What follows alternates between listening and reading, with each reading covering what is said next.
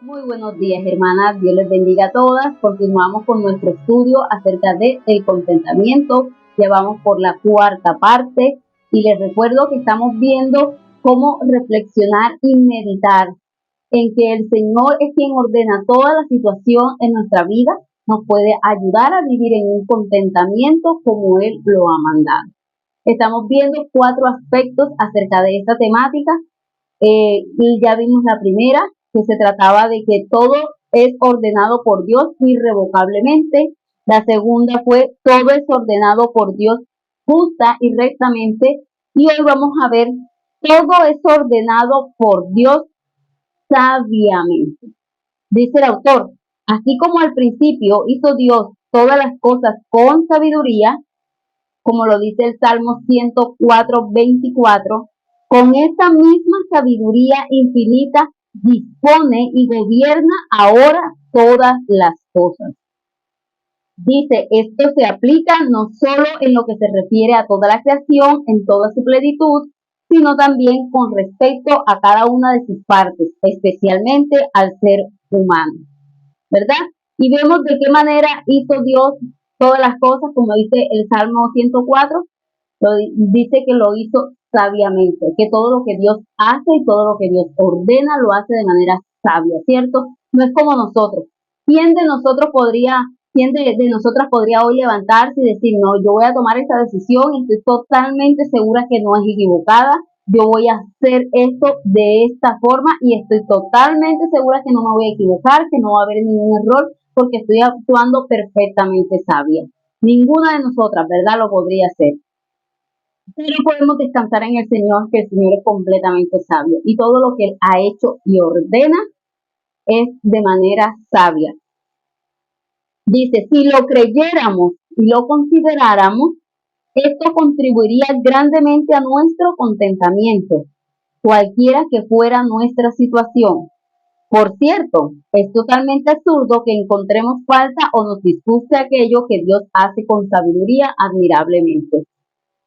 ¿Por qué no contentarnos plácidamente con lo que Él sabe que es lo más adecuado y mejor para nosotros? Dice el autor, que es totalmente absurdo, ¿verdad?, pensar o creer que Dios está actuando con nosotros de una manera equivocada, o como que, ay, Dios se le olvidó que yo estoy aquí, Dios se le olvidó lo que yo estoy necesitando, y entonces comenzamos a pensar y a dudar de la sabiduría del Señor, ¿cierto? Quizás, como he dicho en varias ocasiones, quizás no lo decimos abiertamente, pero vivimos como si lo creyéramos. Dice, el hombre insensato, y ojo con esto, el hombre insensato piensa que hubiera podido ordenar las cosas mejor que Dios. Le encuentra fallas a lo que Dios hace con él.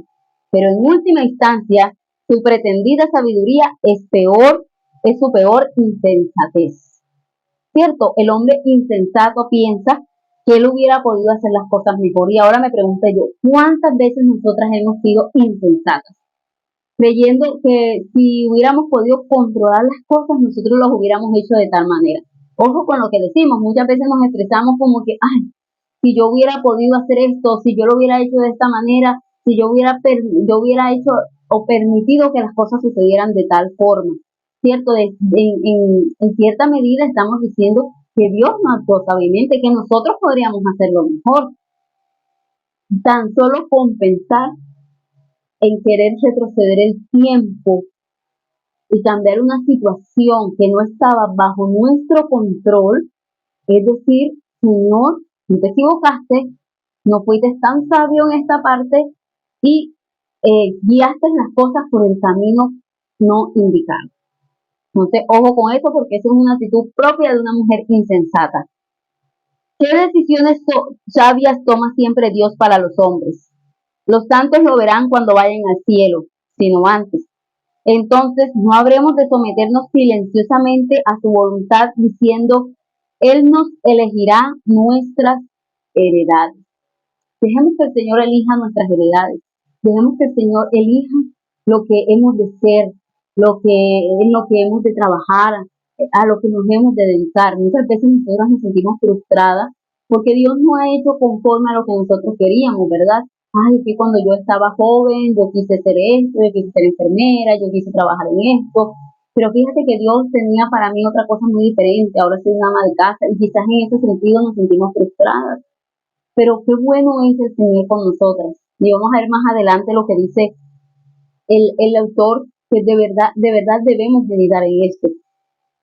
Dice, por otra parte, qué triste decisión toman los hombres para ellos mismos cuando en su descontento determinan ser ellos mismos los que escogen su camino.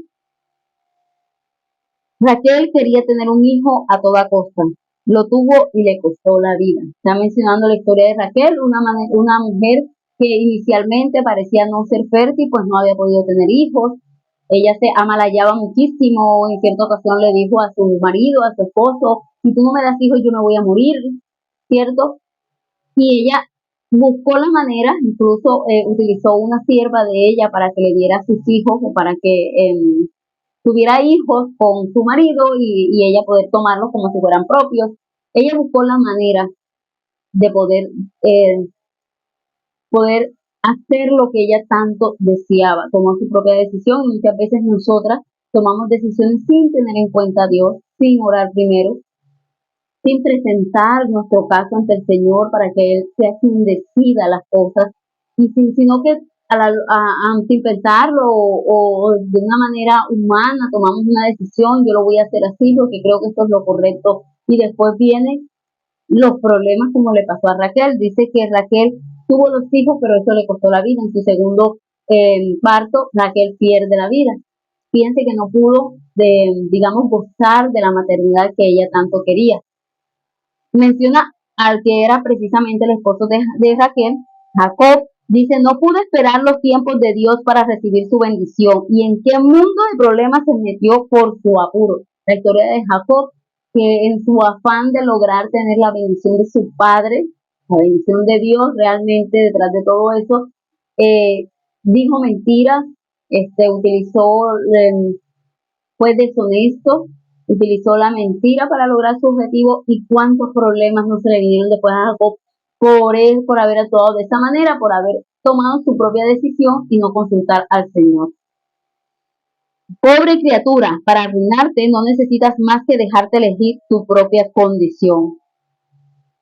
¿Cuántas veces no nos hemos metido en problemas por tomar nuestras propias decisiones, por no tener en cuenta a Dios, ya sea por un arranque o un impulso que sentimos y lo voy a hacer de esa manera, o ya sea porque no veíamos otra respuesta a nuestro problema y agarramos la primera soga que nos lanzan, ¿verdad? Dice, ¿no es mejor dejar que Dios escoja por ti? Y ahora nos invita a reflexionar y dice, reflexiona en la soledad de tu alcoba sobre esto. ¿Sabía Dios cómo hacer mi persona? ¿Sabe Dios cómo ordenar mi condición? El que tiene suficiente sabiduría para conducir el ir y venir del universo y de la iglesia, ¿no tendrá la sabiduría para conducir mi pequeño ir y venir? Reflexionemos en esta verdad. El Señor gobierna todas las cosas. El Señor es quien sostiene toda la creación. Llamémosle el universo, nuestro planeta, la vida en él. Es Dios quien lo hace de una manera tan sabia que vemos cómo todo fluye, ¿verdad? Cómo en la naturaleza todo se da de una manera tan tranquila, tan sabia, de una manera tan natural, porque es Dios quien cuida todas esas cosas. Entonces nos preguntamos ahora, ¿este Dios acaso no tiene la sabiduría suficiente para guiar mi ir y venir, para guiar cada uno de mis pasos? Entonces, ¿por qué peleamos? Entonces, ¿por qué entramos en combate, en guerra con el Señor cuando Él toma decisiones para nosotros? Dice, aquel que tuvo una providencia infalible para llevar al cielo a tantos santos, ¿no va a saber la mejor manera de hacer lo mismo conmigo? Ese que nos ha llamado, hermanas, que llevó toda nuestra vida de tal manera que hoy estamos en la fe, que hoy creemos en Él, que hoy estamos seguras de nuestra salvación, convencidas que estaremos en el cielo. Ese Dios que nos rescató, ¿acaso no va a poder guiar nuestro camino? El que nunca cometió ni el más leve error en todas las obras que pasaron por sus manos, ¿cometerá un error en mi caso? Lo que les decía, hermano, muchas veces en la manera de actuar creemos que Dios ha cometido un error.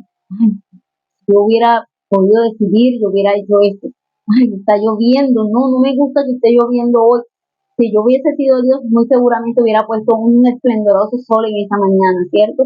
Es una manera de decirle a Dios que él ha cometido un error, que hoy no era un día de lluvia, que debió haber sido un día de sol. ¿Cometerá un error en mi vida? No, nosotros podemos cometer miles de errores.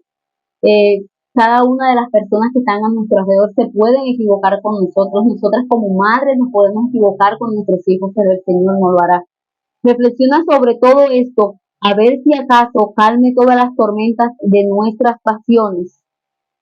Oh, qué bendita serenidad mental deberíamos tener en cada situación si viviéramos creyendo con firmeza y dando seria consideración a la inescrutable sabiduría de Dios. El Señor es sabio, hermanas, y hoy podemos descansar en que Él no ha cometido ni cometerá nunca un solo error con la creación, con la humanidad y con nosotros. Que Dios les bendiga y que tengan un excelente día.